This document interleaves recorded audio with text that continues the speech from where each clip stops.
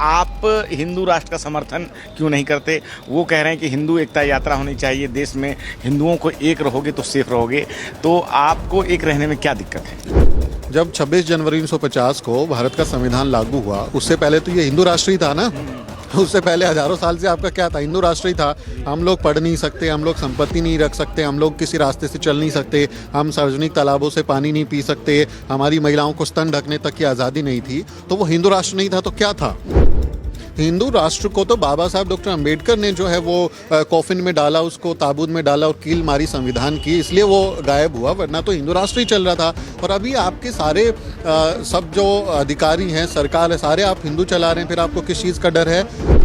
तो आपके बस की कुछ है नहीं। आप एक हिंदू गांव नहीं बना सकते। आपको बेटी के लिए दामाद चाहिए तो आप अपनी जाति का ढूंढोगे, आपको अपना बेटे के लिए बहू चाहिए तो अपनी जाति की ढूंढोगे। आपको हर जगह जाति देखनी है। एक तो कोई इश्तिहार में देख रहा था अखबार में, उसमें किसी को ब्लड की ज़रूरत थी, उसमें भी लिखा था कि हमको जो है वो सवर्णा डोनर चाहिए। तो आप खून आपको अपने आदमी का चाहिए, आपको किराएदार अपनी जाति का चाहिए। आप सब जगह जाति देखते हो और कहते हो कि एक हिंदू राष्ट्र बनाओगे। आप एक हिंदू मोहल्ला नहीं बना सकते।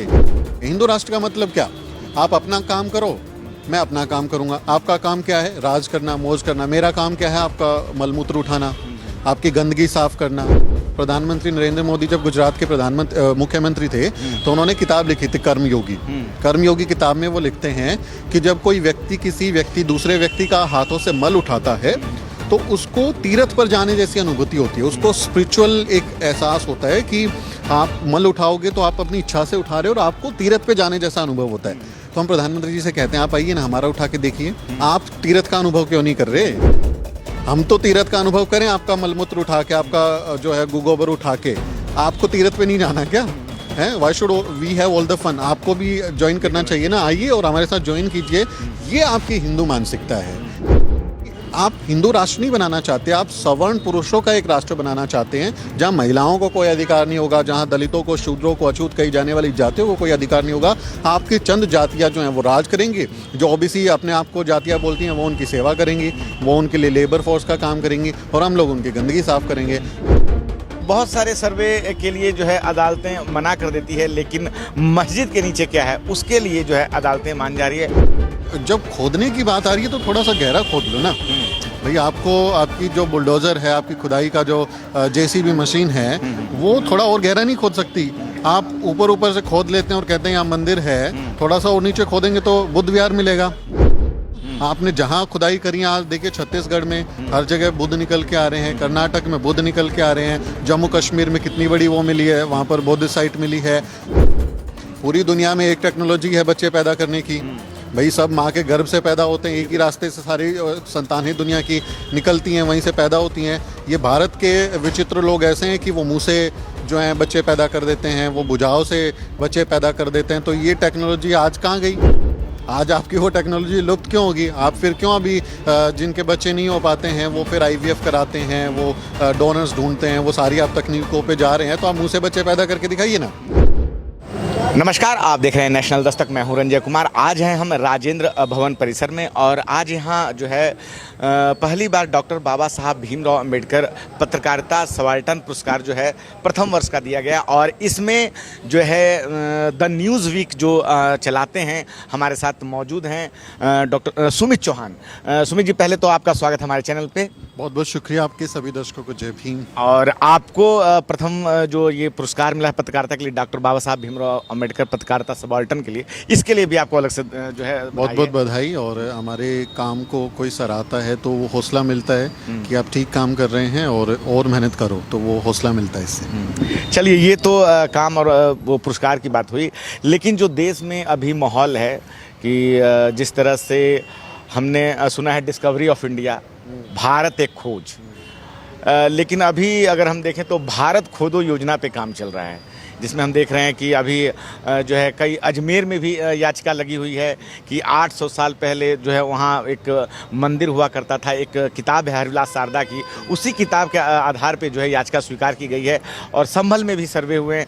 तो बहुत सारे सर्वे के लिए जो है अदालतें मना कर देती है, लेकिन मस्जिद के नीचे क्या है उसके लिए जो है अदालतें मान जा रही है और उस पर बात चल रही है। तो मस्जिद के नीचे क्या, उस पर क्या कहना चाहेंगे आप? देखिए ये भारत खोदो योजना जो है ये एक पॉलिटिकल कार्रवाई है, क्योंकि आप जानते हैं भारत में हिंदू मुसलमान के नाम पे नफरत भड़काओ और चुनाव जीत जाओ। अभी महाराष्ट्र में चुनाव जीत गए ना, उनका शपथ ग्रहण समारोह हुआ, तो महाराष्ट्र में आप देखो कि मराठाओं को साइडलाइन कर दिया और एक पेशवा ब्राह्मण जो है वो चीफ मिनिस्टर बन के बैठ गया। तो ये इनके तरीके हैं कि कैसे दलित, बहुजन और ओबीसी जातियों को साइडलाइन किया जाए और धर्म के नाम पर उनको उलझा के रखा जाए। जो मस्जिदों की बात कर रहे हैं, जो मंदिरों की बात कर रहे हैं कि वहाँ पर मस्जिद तोड़ के जो है मंदिर बनाएंगे या मंदिर तोड़ के मस्जिद बनाई गई, उन मस्जिदों के नीचे, उन मंदिरों के नीचे जो स्थापित तथ्य है कि वहाँ जो बौद्ध मठ हुआ करते थे, जो बौद्ध विहार हुआ करते थे, उनकी आप कभी जिक्र क्यों नहीं करते?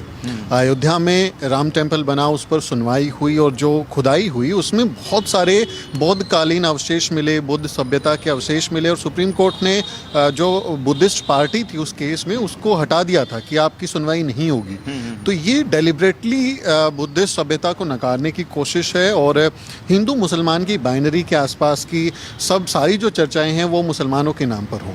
वो मुसलमानों को कभी आप जिहादी बता दीजिए, कभी उनको आप आतंकी बता दीजिए, कभी उनके बारे में किस तरह की भाषा इस्तेमाल हो रही है हमारे देश में। कितनी बुरी स्थिति है कि इस तरह की सिचुएशन हमको देखने को मिल रही है हमारे देश में। वो चाहते हैं कि ये सारी नफरत मुसलमानों के आसपास हो जिससे इनको पॉलिटिकल फ़ायदा हो, जिससे बीजेपी को फ़ायदा हो, क्योंकि इस चुनाव में उनकी दुर्गति हुई, 240 पे सिमट गए, लेकिन महाराष्ट्र में बटेंगे तो कटेंगे, इस तरह के नारे दिए, हिंदू सारे एक हो जाओ, एक रहेंगे तो सेफ रहेंगे।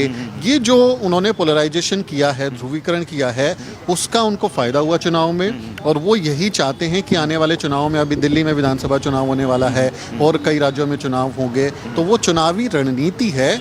और जब खोदने की बात आ रही है तो थोड़ा सा गहरा खोद लो ना भाई। आपकी जो बुलडोज़र है, आपकी खुदाई का जो जेसीबी मशीन है, वो थोड़ा और गहरा नहीं खोद सकती? आप ऊपर से खोद लेते हैं और कहते हैं यहाँ मंदिर है, थोड़ा सा और नीचे खोदेंगे तो बुद्ध विहार मिलेगा, तथागत बुद्ध की मूर्ति निकलेगी। इस देश के कण कण में तथागत बुद्ध है ना। आपने जहाँ खुदाई करी, आज देखिए छत्तीसगढ़ में हर जगह बुद्ध निकल के आ रहे हैं, कर्नाटक में बुद्ध निकल के आ रहे हैं, जम्मू कश्मीर में कितनी बड़ी वो मिली है, वहाँ पर बुद्ध साइट मिली है। प्रधानमंत्री मोदी खुद कहते हैं दुनिया में जाके कि मैं बुद्ध के देश से आए। उनके गांव वडनगर में मैं रिपोर्टिंग के दौरान गया था गुजरात विधानसभा चुनाव में, उनके गांव के नीचे 4-4, 5-5 मंजिला नीचे बुद्ध विहार मिले हैं। 2 बुद्ध विहारों को उन्होंने जो है खुदाई कर लिया, उसको मोन्यूमेंट बनाया है, उसको म्यूजियम बनाया है। लेकिन एक बुद्ध विहार ऐसा है जिसको 80 फीट तक खोदते गए तो नीचे पानी निकल के आ गया, फिर खुदाई बंद कर दी। तो आपके यहाँ सब जगह बुद्धिस्ट साइट्स हैं, उसका कोई जिक्र नहीं करेंगे। कारण क्या है, क्यों नहीं जिक्र करते? जबकि विदेशों में जब जाते हैं प्रधानमंत्री नरेंद्र मोदी तो वो कहते हैं कि मैं बुद्ध की धरती से आया हूँ, लेकिन यहाँ पे फिर वो बात नहीं होती है। देखिए, तथागत बुद्ध एक विचार है समानता का। बाबा साहब डॉक्टर अम्बेडकर ने क्या कहा, मैं एक ऐसे धर्म को मानता हूँ, एक ऐसे धर्म को मानता हूँ जो समानता, बंधुता और भाईचारा सिखाता है, जो मैत्री सिखाता है। तो हिंदू धर्म आपको क्या सिखाता है? ऋग्वेद में क्या लिखा हुआ है? पुरुषोक्ता। तो पुरुषोक्ता में क्या लिखा है 10वें मंडल में कि मैं विराट पुरुष हूँ, मेरे विराट पुरुष के मुंह से ब्राह्मण पैदा हुए, भुजाओं से क्षत्रिय पैदा हुए, जांघों से वैश्य पैदा हुए और पैरों से शूद्र पैदा हुए। पूरी दुनिया में एक टेक्नोलॉजी है बच्चे पैदा करने की भाई, सब माँ के गर्भ से पैदा होते हैं, एक ही रास्ते से सारी संतानें दुनिया की निकलती हैं, वहीं से पैदा होती हैं। ये भारत के विचित्र लोग ऐसे हैं कि वो मुँह से जो हैं बच्चे पैदा कर देते हैं, वो भुजाओं से बच्चे पैदा कर देते हैं। तो ये टेक्नोलॉजी आज कहाँ गई? आज आपकी वो टेक्नोलॉजी लुप्त क्यों होगी? आप फिर क्यों अभी जिनके बच्चे नहीं हो पाते हैं वो फिर IVF कराते हैं, वो डोनर्स ढूंढते हैं, वो सारी आप तकनीकों पे जा रहे हैं। तो आप मुंह से बच्चे पैदा करके दिखाइए ना, आप भुजाओं से बच्चे पैदा करके दिखाइए, आपके पास में है। तो ये जब बुद्धिज़्म के बारे में बात होगी तो ये सारे पाखंड हट जाएंगे ना। बुद्ध तो वैज्ञानिक सोच का नाम है। बुद्ध कहते हैं कि मैंने कोई बात बोली है इसलिए मत मानो, अपना दिमाग लगाओ। अगर आपको लगता है कि ये बात सही है तो उसको मानो, किसी भी चीज़ का वैज्ञानिक चिंतन करो। अब ये गोबर में विज्ञान ढूंढते हैं, गौमूत्र में विज्ञान ढूंढते हैं, उसमें मिनरल्स इनको मिलते हैं, प्योरिटी मिलती है। तो जो गोबर और गौमूत्र पीने वाला लोग है, जो गौमूत्र में संस्कार ढूंढते हैं, पवित्रता ढूंढते हैं, जब वो तथागत बुद्ध की वचनों पर चलेंगे, उनकी शिक्षाओं पर चलेंगे, तो ये सब पाखंड बंद हो जाएगा। बागेश्वर जैसे बाबाओं की दुकानें बंद हो जाएंगी। वो धीरेन्द्र शास्त्री अभी हिंदू राष्ट्र बनाने निकला है ना। हिंदू एकता यात्रा चल रही है और एक सवाल आपसे कि आप हिंदू राष्ट्र का समर्थन क्यों नहीं करते? वो कह रहे हैं कि हिंदू एकता यात्रा होनी चाहिए, देश में हिंदुओं को एक रहोगे तो सेफ रहोगे। तो आपको एक रहने में क्या दिक्कत है? बाबा साहब डॉक्टर अम्बेडकर की बात मानता हूँ मैं पाखंडियों की बात नहीं मानता, मैं देश को तोड़ने वाले देशद्रोहियों की बात नहीं मानता, मैं बाबा साहब डॉक्टर अम्बेडकर की बात मानता हूँ। बाबा साहब डॉक्टर अम्बेडकर अपनी किताब में थॉट्स ऑन पाकिस्तान, उसमें वो लिखते हैं कि हिंदू राज किसी भी कीमत पर रोका जाना चाहिए। बाबा साहब डॉक्टर अम्बेडकर चेतावनी देते हैं पूरे देशवासियों को, कहते हैं कि अगर हिंदू राज हकीकत बनता है तो ये इस देश के लिए सबसे बड़ी त्रासदी होगी, ये सबसे बड़ा डिजास्टर होगा। हिंदू धर्म लोकतंत्र के साथ मेल नहीं खाता, हिंदू कुछ भी कहें, हिंदू भाईचारे के साथ में, समानता के साथ में, न्याय के साथ में मेल नहीं खाते, ये उसके साथ असंगत है। हिंदू राज को किसी भी कीमत पर रोका जाना चाहिए। अब बाबा साहब डॉक्टर अम्बेडकर की राइटिंग इन स्पीचेस में जाके ये कोट पढ़ लीजिए, आपको देखने को मिलेगा। तो हम बाबा साहब डॉक्टर अम्बेडकर की बात मानते हैं। आज के समय में बहुत सारे जो सांसद हैं वो भी इस बात के लिए समर्थन देते हैं, क्या कहना चाहेंगे उनको? मैं जो अम्बेडकरवादी समाज के लोग हैं जो बाबा साहब को मानते हैं, वो तो कभी ऐसी बात नहीं बोलेगा। जो बाबा साहब डॉक्टर अम्बेडकर की सिर्फ फोटो लगा के वोट बटोरना चाहते हैं और समाज को बेवकूफ़ बनाना चाहते हैं, वो लोग तो फिर कुछ भी बोल सकते हैं, उनका तो दीन ईमान है नहीं। आप हिंदू राष्ट्र बनाना चाहते हैं ना, जब 26 जनवरी 1950 को भारत का संविधान लागू हुआ, उससे पहले तो ये हिंदू राष्ट्र ही था ना। उससे पहले हजारों साल से आपका क्या था? हिंदू राष्ट्र ही था। हम लोग पढ़ नहीं सकते, हम लोग संपत्ति नहीं रख सकते, हम लोग किसी रास्ते से चल नहीं सकते, हम सार्वजनिक तालाबों से पानी नहीं पी सकते, हमारी महिलाओं को स्तन ढकने तक की आज़ादी नहीं थी। तो वो हिंदू राष्ट्र नहीं था तो क्या था? हिंदू राष्ट्र को तो बाबा साहब डॉक्टर अम्बेडकर ने जो है वो कॉफिन में डाला, उसको ताबूत में डाला और कील मारी संविधान की, इसलिए वो गायब हुआ, वरना तो हिंदू राष्ट्र ही चल रहा था। और अभी आपके सारे सब जो अधिकारी हैं, सरकार है, सारे आप हिंदू चला रहे हैं, फिर आपको किस चीज़ का डर है? आप डर दिखाना चाहते हैं ताकि आपकी राजनीति चले। आप हिंदू राष्ट्र बनाएंगे, मेरी ये बात समझ में नहीं आती कि आप एक हिंदू गांव बना के दिखा दीजिए ना, एक ऐसा हिंदू गांव बना दीजिए जिसमें जातिवाद ना हो, जिसमें जाति भेद ना हो, जिसमें मैं दलित ना हूँ, आप सवर्ण ना हो, आप ओबीसी ना हो, आप जो है डोमिनेंट कास्ट के ना हो, और जातियों के आधार पर बंटवारा ना हो और जातियों के आधार पर शोषण ना हो।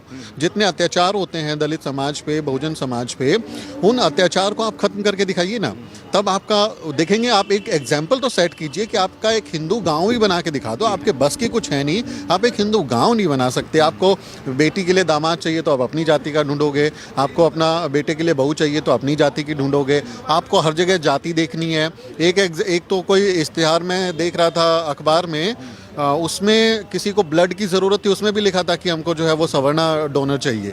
तो आप खून आपको अपने आदमी का चाहिए, आपको किराएदार अपनी जाति का चाहिए, आप सब जगह जाति देखते हो और कहते हो कि एक हिंदू राष्ट्र बनाओगे। आप एक हिंदू मोहल्ला नहीं बना सकते। देश के गांव शहर जातियों के हिसाब से बटे हुए हैं, सब जगह बिखराव है और आप बेमतलब की बातें करते हैं। आपको दलितों को हिंदू बनाना है, बहुजनों को हिंदू बनाना है, तो आपको क्या सिर्फ वो दंगों के टाइम पर ही हिंदू नज़र आते हैं? क्या आपको वो चुनाव के टाइम पर ही हिंदू नज़र आते हैं? जब उनके साथ एट्रोसिटीज़ हो रही हैं। भारत में 2022 में एनसीआरबी का डेटा कहता है कि शेड्यूल कास्ट पे 13% का इजाफा हुआ है उनके ऊपर एट्रोसिटी का। 57,000 से ज़्यादा मामले जो हैं वो दर्ज हुए हैं एट्रोसिटीज़ के। तब आपको चिंता नहीं हुई? मंदिर में जाने पर पीटा गया। आज की मैं खबर पढ़ रहा था, कोई मंदिर में गया और उसके ऊपर पेशाब कर दिया, उसको भगा दिया वहाँ से। किसी ने घोड़ी पे चढ़ गया, उसको मार पीट के भगा दिया। तो क्या मुसलमान चढ़ रहे हैं घोड़ी पे? मंदिर में आपके मुसलमान जा रहे हैं, तब क्या क्यों मारपीट कर रहे हो? अगर वो हिंदू हैं तो उनके साथ एट्रोसिटीज़ क्यों कर रहे हो? महिलाओं के साथ एट्रोसिटी क्यों कर रहे हो? जो कि जिनको आप हिंदू कहते हो, दलित जातियों को, जो दलितों को रिजर्वेशन मिलता है, उसको क्यों गाली देते हो? तुम कोटे वाले हो, तुम मेरिट नहीं है तुम रिजर्वेशन वाले हो, तुम डिज़र्व नहीं करते, तुम्हारे में कुछ गुण नहीं है और तुम जो है फ्री का खा गए हो, तुमने हड़प लिया है, मलाई खा गई है। ये ताने हमको कौन देता है? ये ताने आप देते हैं ना। तब आपको नज़र नहीं आता कि हम लोग हिंदू हैं। तो हमारे एक रिजर्वेशन जो कि दलितों को मिलता है, जिनको आप हिंदू कहते हैं, उन्हीं को मिलता है। तो एक हिंदू दूसरे हिंदू को मिलने वाले आरक्षण का विरोध क्यों करता है? तब आपकी वो हिंदू एकता कहाँ चली जाती है? जब गांव में हुक्का पानी बंद कर दिया जाता है, एट्रोसिटीज़ की जाती है, तब आपकी हिंदू एकता कहाँ चली जाती है? यहाँ आपको शमशान घाट में साथ में नहीं दफनाने दिया जाता। गुजरात में इलेक्शन के दौरान मैं खुद रिपोर्टिंग के लिए गया हूँ। होडा नाम का गांव है, आप इंटरनेट पे सर्च कर लिए। दलित समाज के, वाल्मीकि समाज के लोगों को अपने जो शव हैं वो जलाने की इजाज़त नहीं है। सरकारी जो वहाँ पे शमशान बना हुआ जिसमें गांव के लोग पूरे क्रिमेट करते हैं, लेकिन दलितों को अलाउड नहीं है, एंट्री अलाउड नहीं है।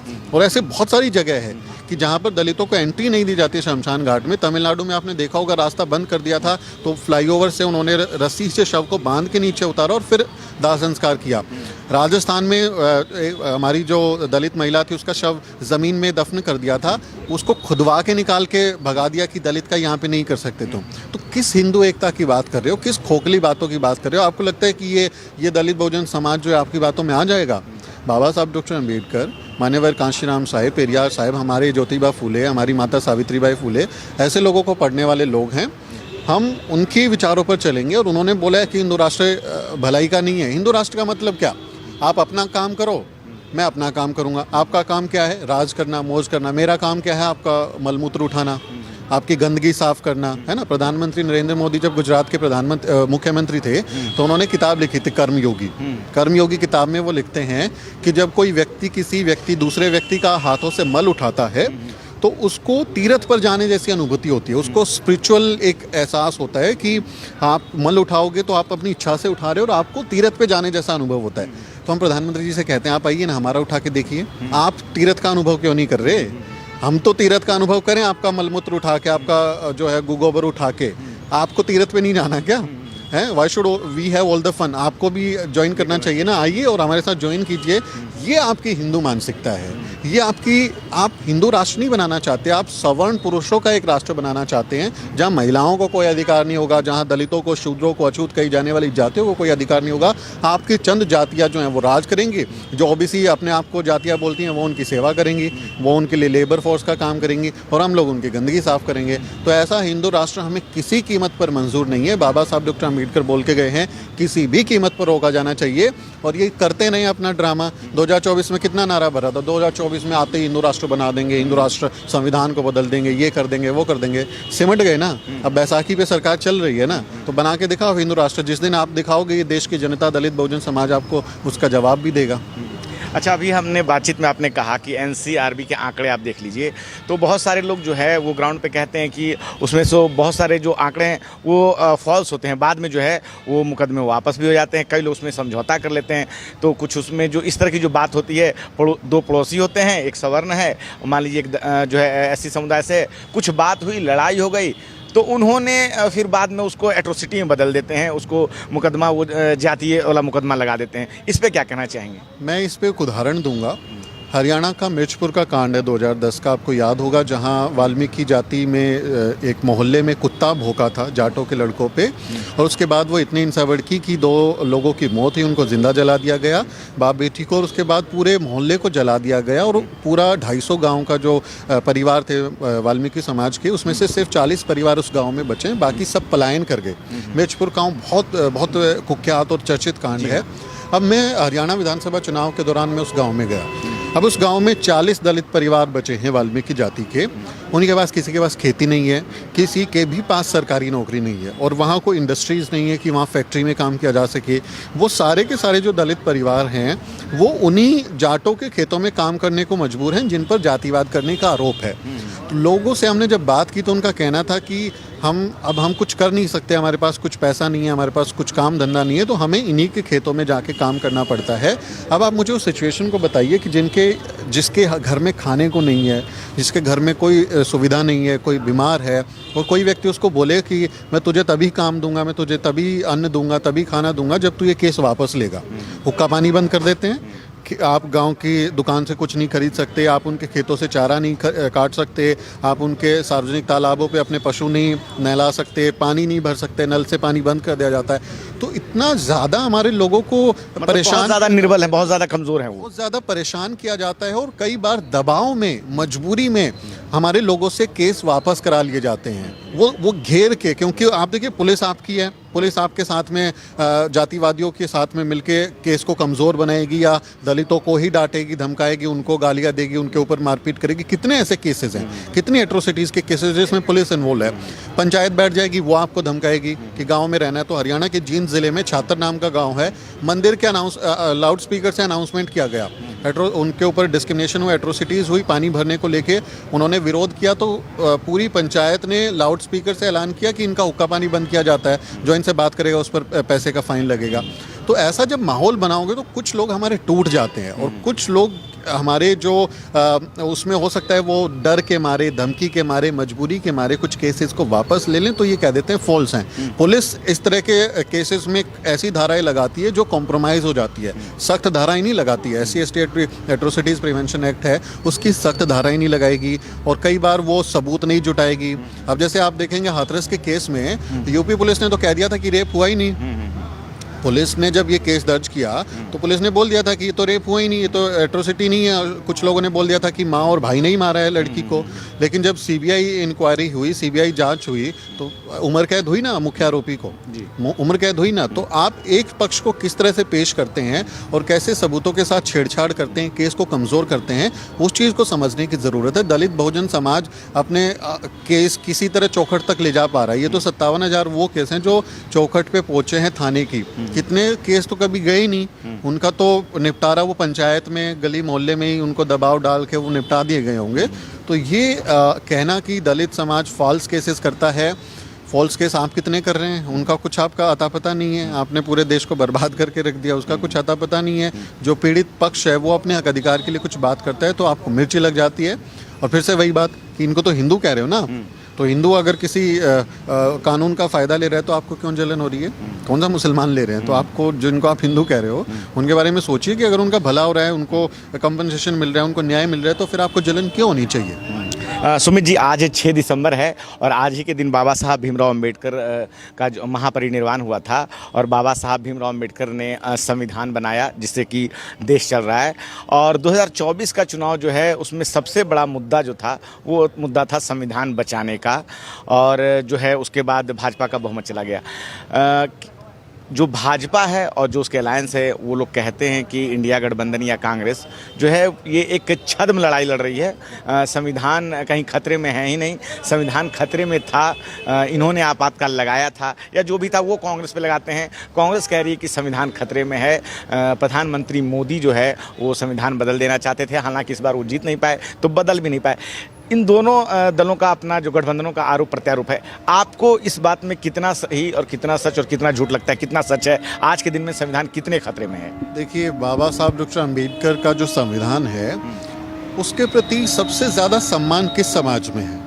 जो उस किताब को किसी धार्मिक ग्रंथ से भी ज़्यादा सम्मान देता है। लोग गीता पढ़ते हैं, कुरान पढ़ते हैं, बाइबल पढ़ते हैं, उसको माथे से लगाते हैं। और वो इस पूरे देश में ऐसा इकलौता समाज है, दलित समाज, जो उस संविधान को माथे से लगाता है, उसको इतना सम्मान देता है कि ये किताब ना हो तो हमारा कोई अस्तित्व नहीं होगा। क्योंकि जब ये किताब नहीं थी तब आपने देखा है भारत के इतिहास में दलित समाज के साथ क्या हुआ है। तो दलित समाज संविधान से अटूट प्रेम करता है और बहुत उसके प्रति सम्मान जाहिर करता है। तो संविधान को बचाने की लड़ाई, कि संविधान बना रहे, ये लड़ाई दलित समाज कई दशकों से लड़ रहा है। आप देखेंगे जब बाबा साहब डॉक्टर अम्बेडकर का परिनिर्वाण हुआ उसके बाद हमारे लाखों लोगों ने बौद्ध धर्म की दीक्षा ली, हिंदू धर्म को नकारा और जो अपने हक अधिकार थे उसके लिए संघर्ष किया। बाबा साहब डॉक्टर अम्बेडकर की राइटिंग्स एंड स्पीचेस का पब्लिकेशन हो, इसके लिए आंदोलन हो रहे हैं। बाबा साहब डॉक्टर अम्बेडकर का स्टैचू संसद में लगे, उसके लिए हमारे लोग आंदोलन कर रहे हैं। SC/ST prevention of atrocities act पास हो जाए, उसके लिए आंदोलन कर रहे हैं। महाराष्ट्र के मराठवाड़ा यूनिवर्सिटी का नाम डॉक्टर अम्बेडकर के नाम पर हो तो नामांतर आंदोलन में हमारे लोग शहीद हो रहे हैं। SC/ST एक्ट कमज़ोर हुआ तो उसको बचाने के लिए हमारे लोग 12 लोग शहीद हुए। तो ये जो संविधान को बचाने की लड़ाई है ना, ये लड़ाई असल में इस देश का दलित समाज लड़ रहा है, इस देश का वंचित समाज लड़ रहा है। और आप देखिए कितने लोग हमारे जेलों में हैं, कितने सारे लोगों को जेल हुई है, एट्रोसिटीज़ हुई हैं, मार दिया जाता है। तो संविधान को बचाने का जो असल काम है वो दलित समाज कर रहा है। सरकार कोई भी हो, चाहे वो इंदिरा गांधी की सरकार हो, राजीव गांधी की सरकार हो, अटल बिहारी वाजपेयी की सरकार हो, संविधान की समीक्षा होगी, संविधान को बदला जा सकता है। ये कमीशन तो अटल बिहारी वाजपेयी ने बनाया था। जब अटल बिहारी वाजपेयी की सरकार आई थी 99 से 2004 के बीच में, तो उन्होंने कमीशन बनाया था, संविधान में इसकी समीक्षा आयोग बनाया था। तो वो क्या एजेंडा था आपका बदलने का? सरकार बनने से पहले ही ज्योति मिड्ढा जैसे जो बीजेपी के कैंडिडेट थे वो क्या बोल रहे थे? 400 पार चाहिए क्योंकि हमको संविधान बदलना है। अनंत हेगड़े जैसे लोग खुलेआम क्या बोल रहे थे? हमको 400 सीट चाहिए क्योंकि हमको संविधान बदलना है। तो ये लोग लगातार कोशिश कर रहे थे कि इनका मैंडेट आए और संविधान में मन मुताबिक ये लोग चेंज कर पाएं। और संविधान पर हमले के सबूत हमारे पास है ना। दलितों पे एट्रोसिटी बढ़ी कि नहीं बढ़ी? आपके राज में बढ़ा, उनके साथ अत्याचार बढ़े, इसका मतलब संविधान खतरे में है। जो सरकारी नौकरियां दलित समाज को आरक्षण की वजह से मिलती थी, SC ST OBC समाज को मिलती थी, उनको आपने प्राइवेट कर दिया।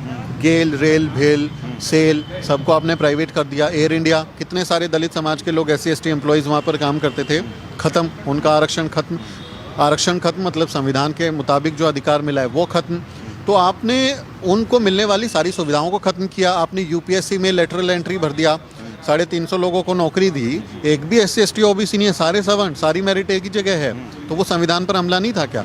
वो संविधान को ख़त्म करने की कोशिश नहीं थी कि संविधान में जब कोई मियाद नहीं है, संविधान में ये कहा गया है कि आपको इक्वल अपॉर्चुनिटी देनी है, हमारी प्रियम्बल में ये बात लिखी हुई है कि हमको समान अवसर देने हैं, तो आप हमारे साथ खिलवाड़ क्यों कर रहे हो? हमारा बैकलॉग सैकड़ों लोगों का, करोड़ों जो जॉब्स हमारे देश में हैं, उसमें से बची हुई जो जॉब्स हैं वो आप बैकलॉग में डालते हो, NFS करते हो, फिर उनको जनरल में कन्वर्ट करके अपने लोगों को दे देते हो। EWS का इकोनॉमिक आधार पर भारत के संविधान में कोई आरक्षण की व्यवस्था नहीं थी, आपने EWS लागू कर दिया, रातों रात बिल पास कर दिया, 10% सुदामा कोटा दे दिया। वो संविधान पर हमला नहीं था। आपने कोशिश की संविधान को बदलने की, उस पर हमला करने की, और चूंकि दलित बहुजन समाज इस लड़ाई को लड़ रहा था, कांग्रेस और इंडिया गठबंधन ने दलित बहुजन समाज की भावनाओं को कैश किया। उन्होंने इस बात को समझा कि दलित बहुजन समाज ही किंग मेकर बन सकते हैं, वही इस देश की सत्ता को बदलने की कोशिश करें, क्योंकि 100% सवर्ण वोट तो बीजेपी को जा रहा है, वो तो 100% जा ही रहा है ना उधर पे, राम के नाम पे और हिंदुत्व के नाम पे वो तो वोट दे ही रहा है। तो कौन जो है वोट देके अपनी इस सरकार को बदल सकता है? तो इन्होंने अपने एनालिसिस किए, इनका विश्लेषण किया, इनके एक्सपर्ट्स ने इस बात को समझा। तब आप देखेंगे तो उस चुनाव से 6 महीने पहले लोग हाथ में संविधान लेके कि संविधान खतरे में, इस तरह की बातें करने लगे। और दलित बहुजन समाज इस बात को देख रहा था, क्योंकि दलित बहुजन समाज की राजनीति करने वाली पार्टियां कमज़ोर थी।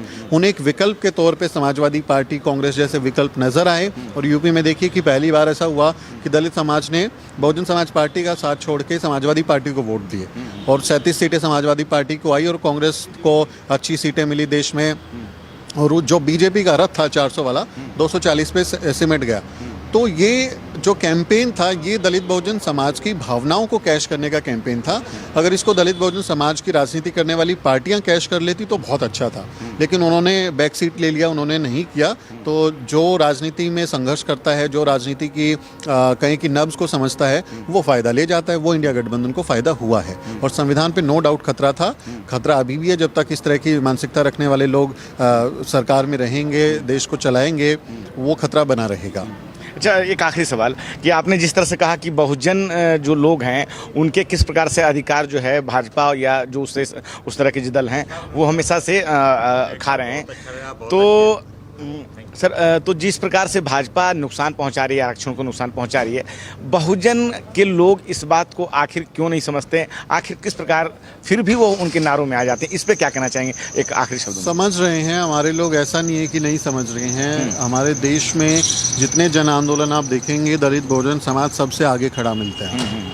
समाज एकजुट होने की कोशिश कर रहा है, लेकिन चूंकि जो दुश्मन है वो इतना ताकतवर है, वो इतना ज़्यादा पावरफुल है कि लोगों के दिमाग में उस तरह के हिंदुत्व और बाकी चीज़ों को डाल देता है, डिवाइड एंड रूल की बात करता है, लोगों को बांटने की कोशिश करता है। इसलिए वो कहीं ना कहीं बिखराव कभी कभी आ जाता है, लेकिन ऐसा नहीं है कि हमारे लोग नहीं समझ रहे हैं।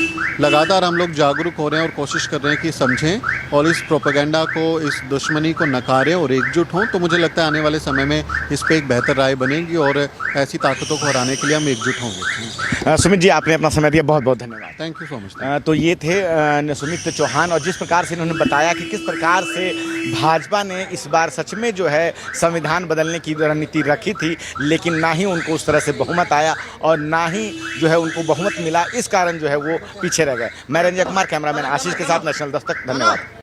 साथियों, अगर आपको द न्यूज वीक का काम पसंद है और आप चाहते हैं कि हम यूं ही अम्बेडकरवादी पत्रकारिता करते रहें, तो हमारी आर्थिक मदद जरूर करें।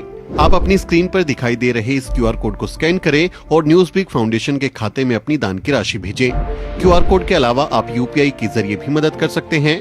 आप हमारी UPI ID newsweek@YesBank पर भी मदद भेज सकते हैं। इसके अलावा आप हमारे अकाउंट में भी मदद भेज सकते हैं। खाते का नाम है न्यूज़पीक फाउंडेशन, अकाउंट नंबर है 02358800000640। IFSC कोड है YSB000235। बैंक का नाम यस बैंक है और ब्रांच है नेहरू पैलेस दिल्ली। आप डोनेशन के एवज में इनकम टैक्स में भी छूट पा सकते हैं। डोनेशन की रसीद पाने के लिए ट्रांजैक्शन का स्क्रीनशॉट हमें भेजें। टाइप करें डोनेशन स्पेस आपका नाम और हमें 8595794224 पर व्हाट्सएप करें।